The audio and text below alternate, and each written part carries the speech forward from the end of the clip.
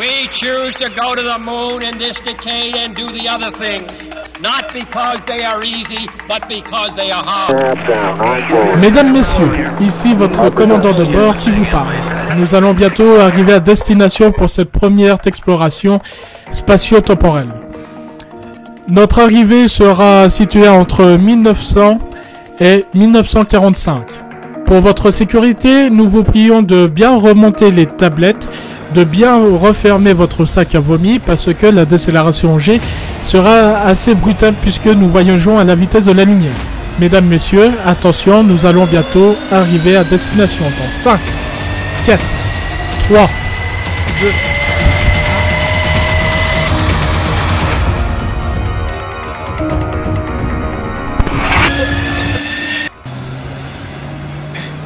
Putain, mais ça provient d'où toute cette fumée? Hé. Ingénieur en chef, dites-moi.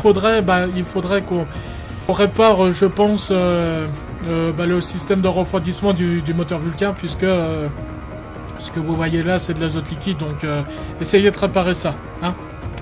Merci beaucoup. Oh, pardon, je vous avais pas vu. Eh bien, bonjour, donc, prenez du popcorn, sirotez votre coca, installez-vous confortablement. Alors, la conquête spatiale, vous avez 4 heures, au fait, hein. Non, je plaisante. La conquête spatiale trouve vraiment ses origines dans les années 1890 jusqu'à 1910. Je vais pas vous parler des récits de Jules Verne et puis des films de science-fiction, parce que ça ne rentre pas en compte par rapport à ce que je vais vous dire. Entre 1890 et 1910, dans l'Union soviétique, un soviet nommé Konstantin Tsiolkovsky met ses idées dans plusieurs livres. Par exemple, les fusées, les mises en orbite, pourquoi pas aussi l'exploration de d'autres planètes, voire même la Lune, ce qui va bientôt arriver, etc., etc. Faire un petit bond dans le futur. On va s'attarder à 3 pays. L'Union soviétique, tout naturellement, l'Allemagne et les États-Unis. Par ordre chronologique, on va commencer par les États-Unis. Dans les années 1915-1920, un certain Robert Goddard, ingénieur chimiste et mécanique, va construire pour la première fois le premier système de propulsion à carburant liquide, futur moteur de fusée. C'est juste au niveau du laboratoire, c'est juste expérimental, mais il a quand même eu l'idée de créer les premiers moteurs pour les fusées en fait. Dans les années 1920 et 1930, on va retrouver les 2 hommes les plus iconiques de la conquête spatiale, les plus importants historiquement et géopolitiquement. En Allemagne comme dans l'Union soviétique, vous avez des petits clubs qui font des fusées, miniatures. Voilà, parce que c'est leur passion, quoi. C'est les Jules Verne de demain. Voilà. Et dans ce club-là, on va retrouver les 2 personnages. En Allemagne, j'appelle Werner von Braun, et en Union soviétique, j'appelle Sergueï Korolev, ouais. Malheureusement pour ce dernier, il a travaillé avec un certain Glushko, qui est motoriste, hein, tout simplement motoriste des fusées, et qu'il a dénoncé pour des crimes antisocialistes qu'il a jamais commis. Donc du coup, le bonhomme, il se retrouve dans un goulag pendant plus de 6 ans. Et ça va jouer un rôle capital dans sa vie. Werner von Braun, dans les années 30, je vous fais pas de dessin, l'Allemagne est sous l'occupation du Troisième Reich à partir du 30 janvier 1933, date à laquelle Hitler est nommé chancelier. Le Troisième Reich, il s'intéresse à Werner von Braun et à tous ses ingénieurs. Ils savent très bien que des gars comme ça, ils font fabriquer des missiles et tout ça pour nous bombarder, tout simplement. L'année 42-43 à peu près, Hitler, il commence à sentir que ça pue le roussi pour lui et pour le Troisième Reich, puisqu'il a eu la brillante idée de faire comme Napoléon, c'est-à-dire attaquer sur 2 fronts. Et donc, le tournant de la guerre au passage, c'est la bataille de Stalingrad. Une boucherie. Où notre cher ennemi Adolf Hitler se dit qu'il est grand temps de faire construire les missiles vengeance. les fabuleux missiles Vengeance, V1 puis V2. Le missile V1 ressemble davantage à un bombardier, mais vraiment très miniaturisé. C'est le premier objet militaire de toute l'histoire à être véritablement équipé de moteurs de fusée. Puis, dans les années 44-45, Wernher von Braun, à l'aide des personnes issues de camps de concentration de Buchenwald et de Dachau, entre autres, je ne vous fais pas de dessin, merci, au revoir, fabrique des missiles V2 qui sont beaucoup plus puissants, beaucoup plus hauts, et surtout beaucoup plus larges, et que la capacité explosive est monstrueuse. 1945 aussi, et je fais une petite parenthèse sur ça.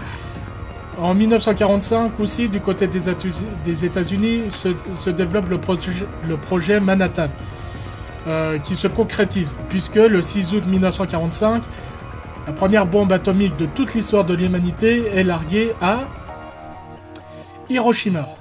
Voilà. Et le 12 août 1945, ou un truc comme ça, à Nagasaki. Et c'est comme ça que le Japon a capitulé, que ce soit dans l'Union soviétique ou bien dans les États-Unis. Il y a plusieurs choses qui se passent. Les services secrets sont au courant que les Allemands fabriquent les fabuleux missiles Vengeance. Et c'est pour ça d'ailleurs, entre autres, qu'il y a une course à l'armement. On prépare déjà la fabuleuse guerre froide. Mais manque de peau pour les soviétiques. C'est les Américains qui vont entrer en premier sur le site de production près de Buchenwald et Dachau. D'ailleurs, que les Américains vont montrer à toute la population pour dire non mais sérieux, mais vous êtes pas au courant qu'il y a ça? Qu'il y a cette boucherie, cet acte de mort pour l'humanité?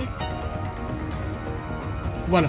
Et Wernher von Braun, il a eu connaissance que effectivement, ces blindés, les chars américains n'étaient plus qu'à 20 km de sa position, c'est-à-dire du site de production des V2. Donc il a reçu l'ordre de partir, de rester, et dans tous les cas, le peloton d'exécution l'attendait pour ces ordres-là. Donc il préfère partir. Il arrive dans les Alpes françaises le 3 mai 1945, où il se dit, voilà, je vais me rendre aux Américains, puisque je sais que les Soviétiques, c'est Staline, c'est le socialisme, etc., etc. Et donc du coup, voilà, je serai beaucoup mieux traité par rapport aux Américains. Donc voilà la situation fin 1945. D'ailleurs, Wernher von Braun débarquera aux États-Unis au mois d'octobre 1945, et que il va se faire lyncher totalement, puisque les Américains sont très c'est un pays très patriotique, hein, beaucoup plus qu'aujourd'hui d'ailleurs. Et là, l'opinion publique ne comprend pas qu'est-ce qu'un nazi fout ici, surtout si c'est pour défendre notre pays à nous. Mais ça, on y reviendra plus tard. Très prochainement pour le deuxième épisode de 1945 à 1957, date fatidique de la conquête spatiale. Allez, ciao, et c'est parti pour le décollage.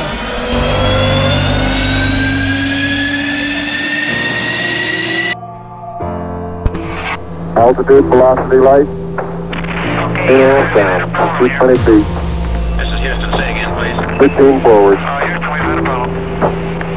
11 forward, coming down nicely, 200 feet. 4.5 down. 5.5 down. okay, stand by 13. We're looking at it. 160 feet, 6.5 down. 5.5 down. 9 forward.